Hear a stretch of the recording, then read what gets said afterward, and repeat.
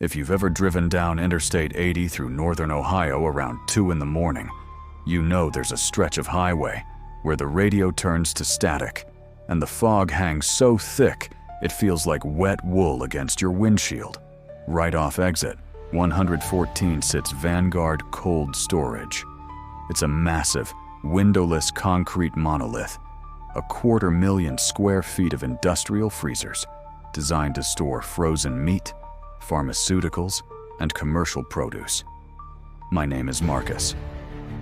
Back in the fall of 2023, I was 24, living in a cramped apartment in Akron, and desperately behind on rent.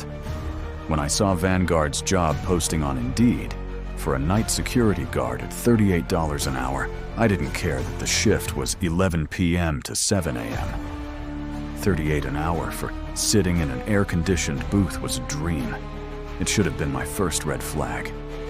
Standard unarmed security in the Rust Belt pays $18, maybe $20 if you're lucky. My first night, the outgoing guard, a twitchy, gray-haired guy named Miller, handed me a heavy ring of brass keys, a 4-cell Maglite flashlight, and a laminated sheet of paper. He didn't look me in the eye when he gave me the rundown. "Watch the monitors," Miller said, his voice raspy from years of Newport cigarettes. "Do a perimeter walk at 1 a.m. and 4 a.m. Punch the clock at the 5 check stations. And read the laminated sheet." "Anything out of the ordinary I should know about?" I asked, putting my thermos of coffee on the desk. Miller paused at the guard shack door. He pulled his collar up against the October chill. "If the radio in sub-level base 7 clicks on, don't answer it. Don't go down there to fix it. Just lower the volume knob and wait for morning shift." Before I could ask if he was joking, Miller stepped out into the foggy parking lot and drove off in his beat-up Ford F-150. The first 3 hours were painfully boring. I sat in the guard shack, eating a cold turkey sandwich, sipping my Folgers, and scrolling through Reddit on my phone. The facility was dead quiet, save for the rhythmic rumble of the ammonia compressors, keeping the deep freezers at -20 degrees Fahrenheit. Around 1 a.m., I grabbed my Maglite and zip-up hoodie to do the first perimeter check. Vanguard was divided into 2 main sections: the active distribution floor on the surface and the sub-level, an underground network of older, reinforced concrete vaults built back in the 1970s. Most of the sub-level was decommissioned and locked behind heavy steel doors. Walking the main floor was routine. Rows of 60-foot industrial racking loaded with wooden pallets wrapped in clear stretch film. The air smelled like ozone, cardboard, and ice. My footsteps echoed loudly against the polished concrete. I hit check stations 1 through 4 with my electronic wand without an issue. Check station 5 was down in the sub-level corridor, right outside the heavy insulated door marked By 7. Restricted. As I descended the concrete stairs toward the basement, the temperature dropped drastically. It wasn't just cold. It was a dry, biting chill that seeped straight through my jeans. The overhead fluorescent lights flickered with a faint, high-pitched buzz. I walked down the long, narrow hallway toward Bay 7. The steel door was massive, sealed with a heavy mechanical latch and secured with a commercial combination lock. On the wall next to the door was Check Station 5. I pressed my wand against the sensor. It beeped. Beep. Right as the light on my wand turned green, a sharp sound shattered the silence. Click, shh. It was static, coming from the wall-mounted intercom speaker right next to the Bay 7 door. I froze. My thumb tightened around the heavy aluminum casing of my Maglite. "Miller," I called out, feeling stupid the moment I said it. Miller was already home in bed. The static smoothed out, shifting into a low, rhythmic breathing sound. It sounded wet, heavy, like someone hyperventilating into a plastic bag. Then, a voice came through the speaker. It didn't sound human. The pitch was wrong, warbled and metallic, like an old cassette tape being played at half speed. "Check Station 5, clear!" the voice dragged out. My heart did a sharp twist in my chest. That was my voice. It was a playback of what I had muttered to myself 5 minutes earlier when I hit the 4th station upstairs. Word for word, tone for tone. "Who is this?" I demanded, raising the flashlight like a club. If someone's messing around in the control room, the cameras are recording. The speaker clicked off. Silence rushed back into the hallway, heavy and suffocating. I stepped closer to the Bay 7 door. I shouldn't have, but curiosity is a hard habit to break.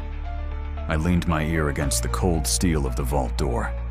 Inside Bay 7, something scraped against the concrete floor. It was a heavy, wet, dragging sound. Drag. Pause. Drag. Pause. Then came a gentle, rhythmic knocking from the inside of the sealed door. 3 quiet taps right at head height. Knock. Knock. Knock. I didn't wait for a 4th. I turned on my heel and sprinted up the stairs, my boots slapping violently against the concrete steps. I locked myself inside the guard shack, my heart pounding against my ribs like a trapped bird. I stared at the bank of black and white security monitors. Camera 12 covered the sub-level hallway outside Bay 7. I leaned into the monitor. The feed was grainy, washed out by the flickering fluorescent light. The hallway was empty. The door was shut. But as I stared at the screen, the static on the monitor began to warp. Heavy black lines rolled across the display. In the middle of the feed, right in front of the Bay 7 door, a shape began to form. It wasn't a person. It was too tall, at least 7 feet, and horribly thin.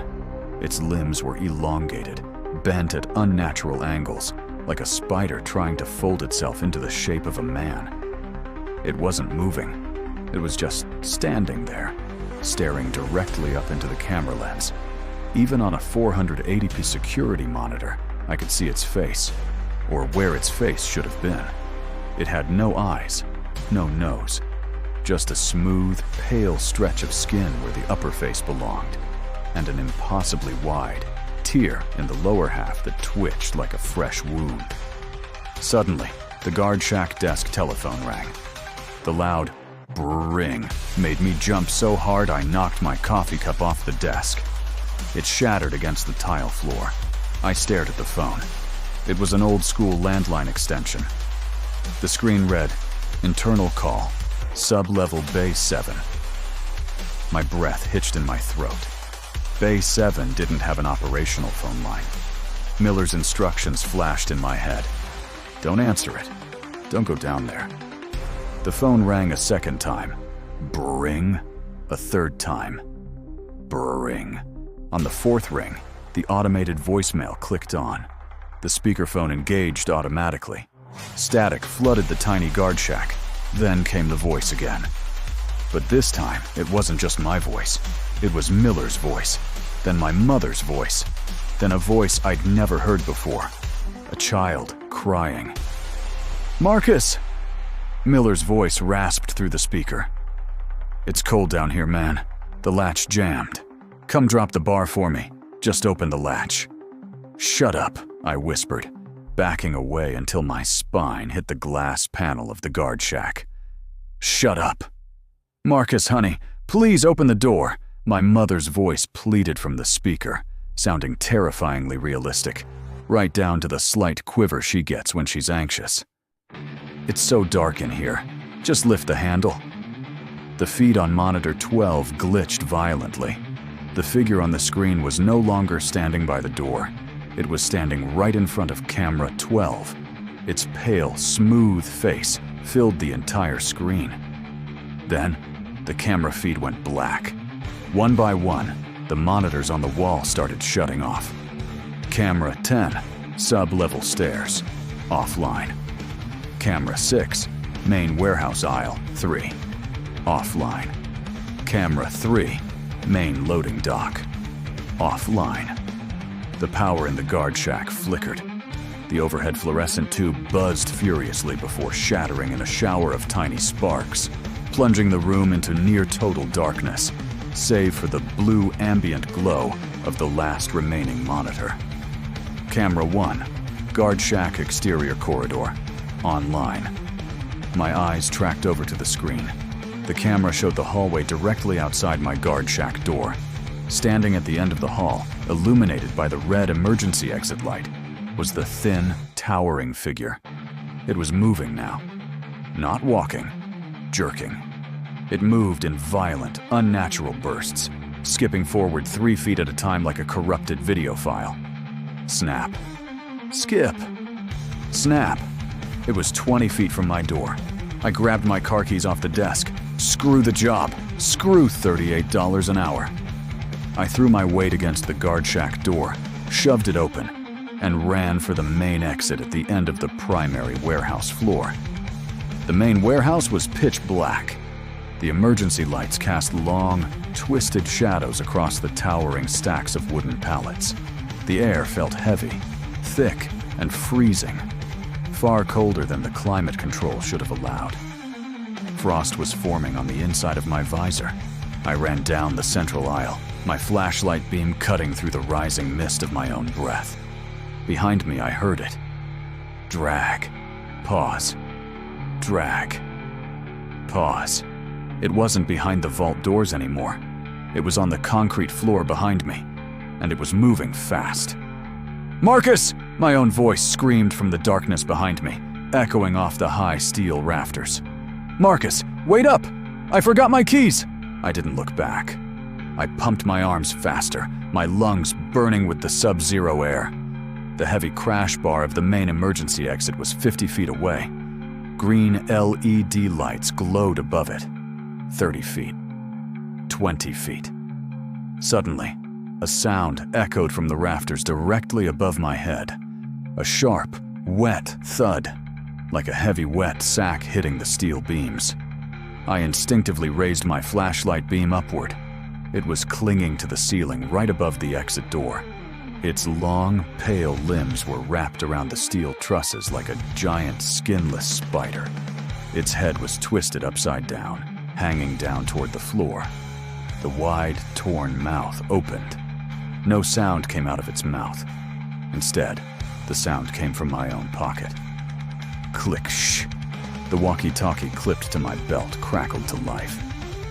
"Thanks for covering the shift, Marcus," Miller's voice whispered through the radio speaker on my hip. "They always need a fresh one when the temperature drops." The creature dropped from the ceiling, landing heavily on the concrete 10 feet in front of the exit door, blocking my only way out. I hit the brakes, my rubber soles sliding across the frosted floor. It straightened up, unfolding its long, jointed spine until its head nearly touched the 10-foot light fixtures. The air around it smelled foul, like old copper, formaldehyde, and freezer burn. It stretched out one long, gray hand toward me. Its fingers ended in jagged, bone-like points. It didn't attack. It just stood there, waiting. That's when I realized the truth. The laminated rule sheet, the high pay rate, Miller's hasty departure.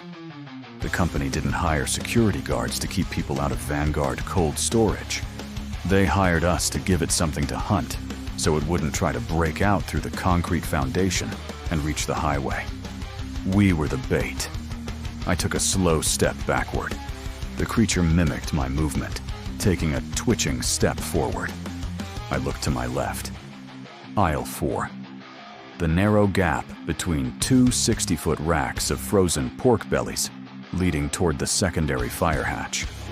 I didn't think. I threw my 4-cell mag light directly at the creature's face. The heavy aluminum torch struck it right where its eyes should have been. The entity let out a sound that wasn't a voice. It was a deafening, high-pitched screech like metal tearing on a lathe. I dove into aisle 4. I sprinted through the narrow gap, weaving around wooden pallets and fallen boxes. Behind me, I heard the sound of steel, racking, buckling, and snapping.